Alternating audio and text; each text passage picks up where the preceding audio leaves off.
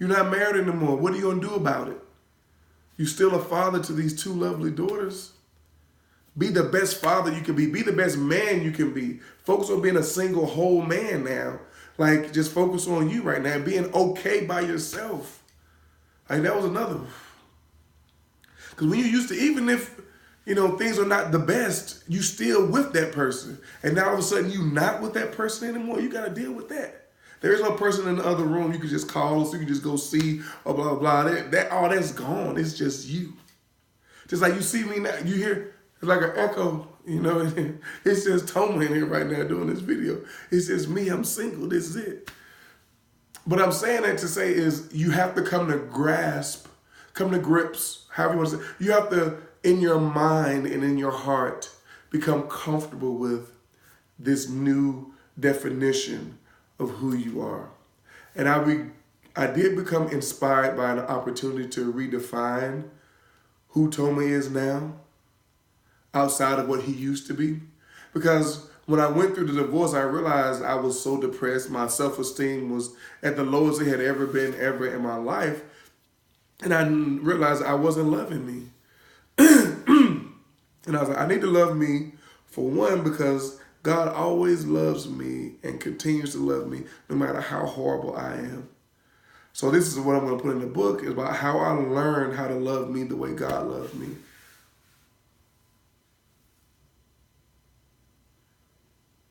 I think without going too much into that, if you never knew what it meant to be loved unconditionally, and then you learn what that is, but then you learn to love yourself that way, it was life-changing. And that's why I am going to do posts about it and post about it in video, but I'm also going to write it down so other people can come back and read it and take their time. Because I know with video, you kind of find yourself listening. You're caught up in the story. But I want someone to read, and I want them to see the gravity of the words that I use. I'm a word person. I really love to write. I do poetry and all that kind of stuff. But I really want to put that down in a book, because it was liberating. I had always wanted to feel loved, and it connected to so many other things I had went through. Even this divorce, it was pulling on those other holes and those chasms in my life and in my heart. And I had to learn how to get out of that. And so I wanted to share this today to let you know that it is possible, and that it's not just being sad, it's an overwhelming sense of being down, hopeless, worthless, nothing, and having this idea that no matter what you do, you just can't be successful. Life is not worth continuing like it is. And when you're in a place like that, you find yourself working too much. You find yourself in relationship after relationship you don't need to have. You find yourself doing stuff that's hurtful to you, stuff you've never done before. You might find yourself drinking, smoking, doing stuff you ain't never did. Like, it doesn't matter. Just if you notice a drastic change in your behavior, if you notice that you're sad and down, if you notice that you yourself just have this overwhelming sense of you don't want to do nothing, or you used to be really interested in something and you don't even want to do that anymore. You just want to and when you think about suicide, that's a symptom too. That's how I knew I was in a place, because I ain't never thought about that before. So because I had all this stuff going in my life, I knew I was in a low place, and I knew I needed help, and I knew I needed to get out of that. And I'm so grateful for physical fitness and my children and my relationship with God, definitely. But God used those two things in the natural. That's why I'm doing the videos, to talk about just some natural things. If you have any questions, I would love to share the spiritual things too, but I want to focus on getting that natural part first, so that you'll be open to the spiritual part. I don't want to hit you with the spiritual if you're not seeing how it was real. Like, I want to be very transparent and real about stuff that you can see. Like, I can show you, like, eviction notices. I can show you going to court. I can show you repossessions. I can show you all that. Like, oh yeah, did I mention that? Yeah. the place I was staying in, got foreclosed on. And I was actually staying there without lights, and it was foreclosed on. And just one day, I actually traveled somewhere, went to visit somebody, came back. They had changed the locks on the door. I guess they got in there, and they had, I was like, man, I was a squatter. I was a squatter. I had 3 vehicles that were lost. I didn't have the vehicles anymore. Didn't have a company. Wasn't making money. Now trying to get unemployment. I didn't know how the system worked.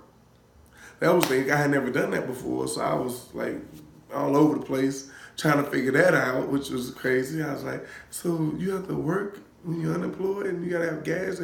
Anyway, I was just trying to figure that out. I still haven't figured it out, so you can educate me on that. So with that being said, though, I was just going from gig to gig, hustle to hustle, whatever I could do for that day, whatever day job that I could get, whatever money I could scrounge up, however I could hustle, up until I was able to get gainful employment again. And but that was that fight. There's a post that I put up on my Facebook. It was a song that I sang and passed me over by Anthony Hamilton. And there's lyrics to that first verse and that second, or basically the whole song. But there's just lyrics and things in there now that I was feeling and I was going through. And I know that song was about loss, and I realized that I was mourning the loss of my life. My life as I knew it had ended, and I needed to rediscover who that was. And I am in the process of reinventing myself now. It's still a journey. It's still a fight. But when I feel the depression try to come on me now, I fight back. I get up out of the bed. I go do, excuse me. I go do something. Like I find myself doing things so I don't allow myself to fall down in that depression again. And that's something you would do. A part of your process is once you make it out, you learn how to put things in place to keep yourself from going back in and staying out of that depression. And that's something I guess I will definitely share with that.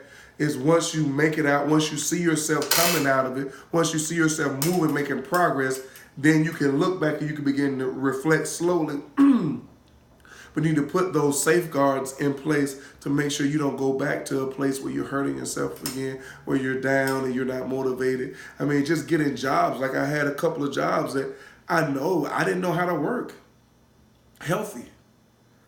I was unhealthy. I was depressed for at least 3 years while I was mourning my divorce. I had no idea why it was so hard for me to keep a job. I'm telling you, y'all, it's so crazy. I was in this battle and I would share a little bit, but I never was open like this and transparent. And I was going through these battles and just struggling and just fighting hard. And I said, now that I'm at a place of clarity, I'm having to ask for help now. No, trust me, don't get me wrong. Like, I had to learn how to humble. Like, you always think you can humble yourself. I'm just saying. I've heard pastors say, don't pray for wisdom. Don't pray for patience, and don't pray for humility. Because if you pray for that, stuff gonna start to happen in your life to make you very uncomfortable. And I don't know if I was praying for it or not. But I just know that wisdom and humility and patience are key components I have learned to stay out of depression. So I learned a lot, and I have even still learned, and I am learning how to remain humble and patient as I'm making my strides in my fight to get back out of this thing, to get my life together, to be the life and to live my purpose. I still have to live my purpose. That's why I'm doing this thing. I'm sharing this right now. This is me fighting back. This is me staying out of depression. Me doing this, me living, me sharing this with you. This is me fighting. This is me living.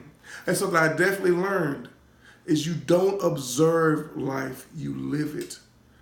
There are things in you that makes you that should be expressed in this earth, not just for you, because somebody else needs to see you being you and to give them permission to be themselves.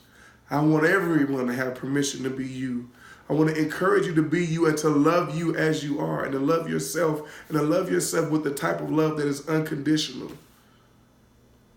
When was the last time you loved, where you had an idea, where you thought, I'm loving myself in spite of all the flaws I know that I have? I'm loving myself in spite of all this ratchetness that I am, this wickedness that I am, even though I'm messed up in certain areas, I'm going to love me unconditionally.